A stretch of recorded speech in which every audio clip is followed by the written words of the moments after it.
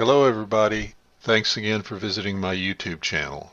This is the place where we discuss the Lord's Recovery Movement of Witness Lee, also known as the local church movement.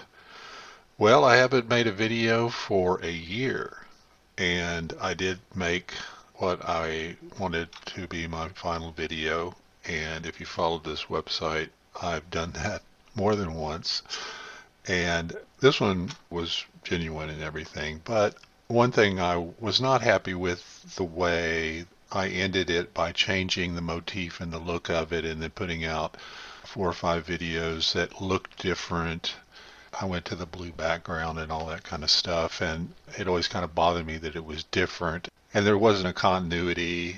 So basically I wanted to go back to the way it looked before and make the videos look the same. And so I redid like the last 5 videos, did that just for the continuity and the look.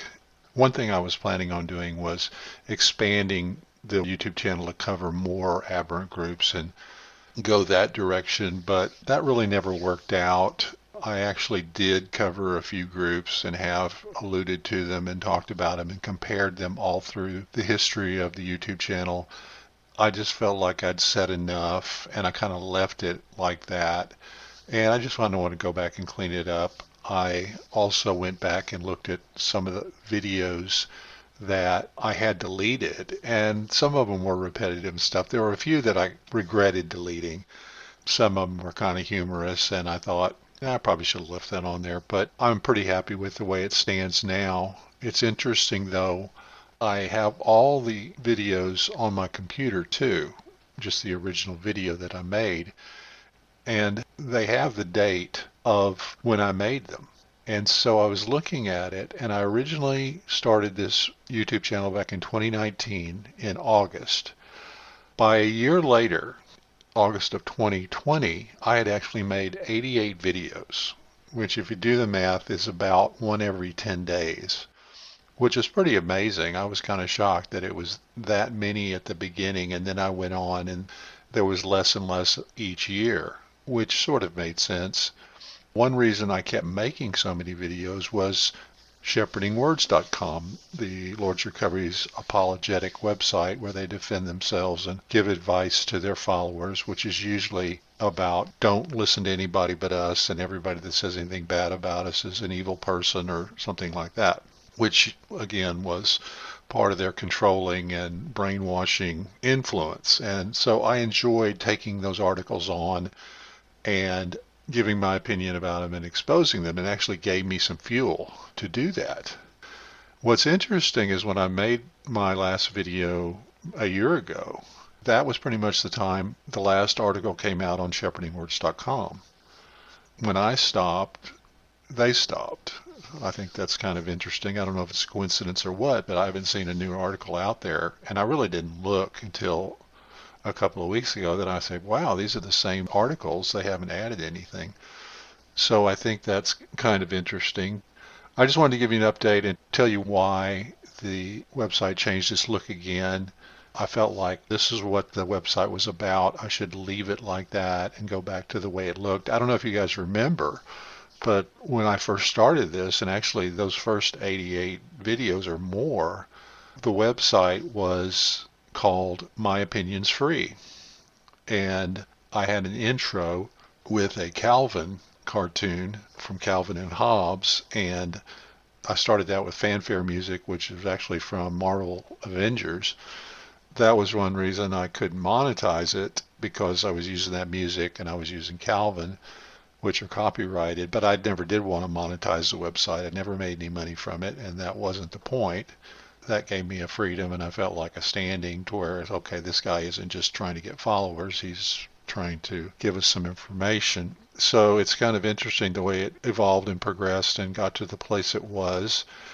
I did kind of say the same thing over and over again, but that was, for lack of a better word, my burden. My motive was just to say less about their specific doctrines and more about their approach to how to have church and how to have a movement, which was, in my opinion, again, very controlling and very cult-like. I hope it had a good influence not only on you guys, but on them to hear this. more and more stuff is coming out. We've heard about the sexual abuse testimonies from victims and other things. People are putting stuff out on the internet and out on YouTube and stuff like that. And so one thing I found, which I wanted to pass along to you, was this website called The Curious Fellows. It's a blog. They have an entry about the testimonies of former members of the Lord's Recovery, which you're looking at now. But it's interesting. It's got a lot of things here, and I'll just kind of scroll down here and show it to you. He talks about it, general thing, then he talks about different people that have put stuff out. Paul Kerr, Steve Isaac, we know about him, John Ingalls, Al Nock, John Meyer, John Smith, Albert Zare, and then different people going down. There's Joe Castile, Jane Anderson, I knew her, and her sister, Ruth Wise, I've talked about her, who the one that claimed that Philip Leaf sexually abused her when she was 16. Different people, some I've heard of, some I haven't, and on down. And then he also mentions my YouTube channel and the name I changed it to, which I've changed it back. It's interesting. So I wanted to show this resource to you and give you a chance to have a look at it. It's really easy to Google the internet and find a lot of stuff. Once again, I want to tell people that I don't have a vendetta against the Lord's Recovery. My thing is always, okay, let's call it what it is. Let's be honest about it. Let's not play games and try to disseminate propaganda to people and have highfalutin concepts about ourselves. Let's, as Christians and Christian groups, be honest about who we are and stop this business of claiming to be the be-all and end-all and the it and the special thing, and just be Christians. And if you have a calling that you feel to start a particular movement, just call it that. Just say, this is a movement. This is our version of church, and don't claim to be it, because every problem starts with that. And don't claim to have some kind of special deputy authority, because all problems start with that. Don't be exclusive. Be inclusive. If the Lord's Recovery would just start doing that and just start respecting the consciences of individual believers and allow everyone to be fully persuaded in their own mind and stop condemning people that disagree with them and show a little humility, well, maybe some of the things they want people to hear, they would be more open to hearing. And if they wanted to share their vision of dispensing or the human spirit or the law of life or any of the things that they talk about, then they could do that freely and people might be a lot more open to it. But when you make yourself into one of these weird groups who claims to know everything and claims to be special, you've got a problem, and it eventually hurts you. It hurts you because people are going to reject that. It's one thing to claim the gospel is true. We know we're supposed to do that, but it's another thing to claim that all your doctrines are the be-all and end-all truth.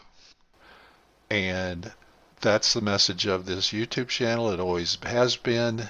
I'm glad to be talking to you again. I appreciate all your support. I hope it helps. A lot of people have told me it has helped them. I wish the Lord's Recovery people would be a little more open to considering their own errors instead of constantly harping on the errors of the rest of the church. What a nice place it would be if things were that way. So, I'm not sure where I'm going to go for here, but I'm not going to do 88 videos in a year, I can tell you that. Thanks again for listening. Take care.